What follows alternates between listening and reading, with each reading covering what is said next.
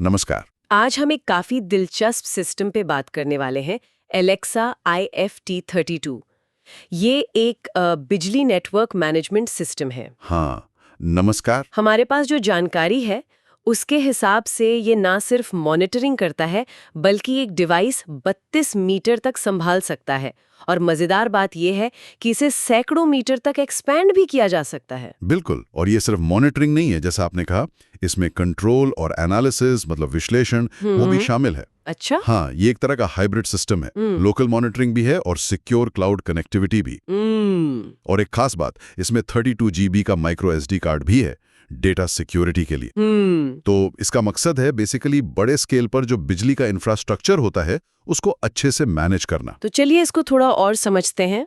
ये जो intelligent field device है ये असल में काम कैसे करता है? देखिए, इसमें 32 मीटर्स तक कनेक्ट हो सकते हैं। कनेक्शन होता है RS485 से, जो कि एक स्टैंडर्ड तरीका है इंडस्ट्री में। मॉडबस RTU प्रोटोकॉल इस्तेमाल होता है। अच्छा, मॉडबस RTU। हाँ, तो ये मीटर बिजली के अलग अलग पैरामीटर्स जैसे वोल्टेज, करंट, पावर फैक्टर वगैरह मापते हैं। फिर एक एम्बेडेड कंट्रोलर होता है डिवाइस के अंदर, हाँ, जो ये सारा डेटा इकट्ठा करता है। ठीक है। और फिर ये डेटा जाता कहाँ है? कनेक्टिविटी कैसी है? कनेक्टिविटी के लिए इसमें 2 लैन पोर्ट्स हैं। एक पोर्ट लोकल HMI मतलब टच स्क्रीन डिस्प्ले और डेस्कटॉप ऐप के लिए है। Okay, local access. हाँ, और दूसरा लैन पोर्ट इंटरनेट या क्लाउड कनेक्टिविटी के लिए है। वो MQTT प्रोटोकॉल यूज करता है। MQTT, वो IoT वाला प्रोटोकॉल। एग्जैक्टली, MQTT इसीलिए क्योंकि ये कम बैंडविड्थ लेता है और काफी भरोसेमंद है, खासकर IoT डिवाइसेस के लिए। और हाँ, वाईफाई का ऑप्शन भी है इसमें। आपने वो 32 GB माइक्रो SD कार्ड का जिक्र किया था, वो क्यों इतना जरूरी है? क्या सिर्फ बैकअप के लिए? नहीं, सिर्फ बैकअप नहीं, ये उससे कई ज्यादा है। सोचिए, ये डिवाइस अपने अंदर 2 साल से भी ज्यादा का डिटेल्ड डेटा स्टोर कर सकता है। 2 साल? हाँ, तो ये सिर्फ डेटा लॉस से बचाना नहीं हुआ, ये असल में एक तरह का डेटा का खजाना है। इससे आप ट्रेंड्स देख सकते हैं, पैटर्न समझ सकते हैं, ऊर्जा की खपत को ऑप्टिमाइज कर सकते हैं। अच्छा, मतलब एनालिसिस के लिए बहुत जरूरी है। बिल्कुल। और इसमें एक रियल टाइम क्लॉक RTC भी लगी है। वो सुनिश्चित करती है कि हर रीडिंग पर सही टाइम स्टैंप लगे।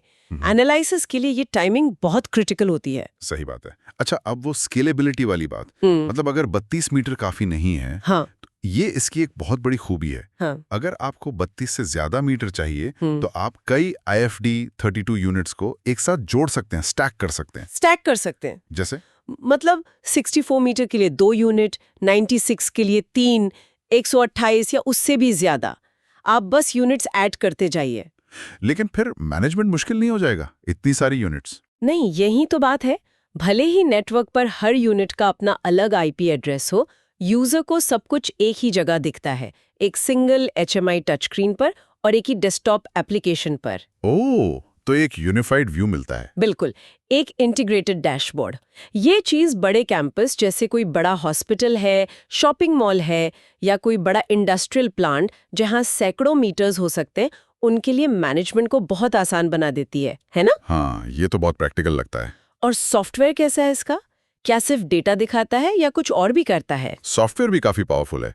जो डेस्कटॉप ऐप है वो रियल टाइम डिस्प्ले तो देता ही है, साथ में एडवांस्ड एनालिसिस और कस्टम रिपोर्ट्स बनाने की सुविधा भी देता है। अच्छा, रिपोर्ट्स भी बना सकते हैं? हाँ, और HMI पर एक डैशबोर्ड होता है जहां जरूरी जानकारी एक नजर में दिख जाती है। और एक अच्छी बात यह है कि अगर किसी साइट पर पहले से मॉडबस मीटर्स लगे हुए हैं तो ये सिस्टम उनके साथ भी काम कर सकता है। मतलब पुरानी इन्वेस्टमेंट बेकार नहीं जाएगी। सही, कंपैटिबिलिटी का ध्यान रखा गया है। अब एक जरूरी सवाल, सुरक्षा। इतना सारा डेटा इकट्ठा हो रहा है, लोकल स्टोरेज भी है, क्लाउड कनेक्टिविटी भी है, सिक्योरिटी का क्या इंतजाम है? हाँ, ये बहुत जरूरी पॉइंट है। इसमें सिक्योरिटी पर काफी ध्यान दिया गया है। पहली बात, लोकल नेटवर्क ट्रैफिक जो HMI और डेस्कटॉप ऐप के लिए है, और इंटरनेट ट्रैफिक जो क्लाउड के लिए है, उनके लिए अलग अलग नेटवर्क पाथ हैं। अच्छा, सेपरेशन है। हाँ, दूसरी बात, जो डेटा SD कार्ड पर स्टोर होता है वो AES-256 इंक्रिप्शन से प्रोटेक्टेड है। AES-256? वो तो बहुत स्ट्रॉन्ग इंक्रिप्शन है। बिल्कुल, मिलिट्री ग्रेड इंक्रिप्शन माना जाता है।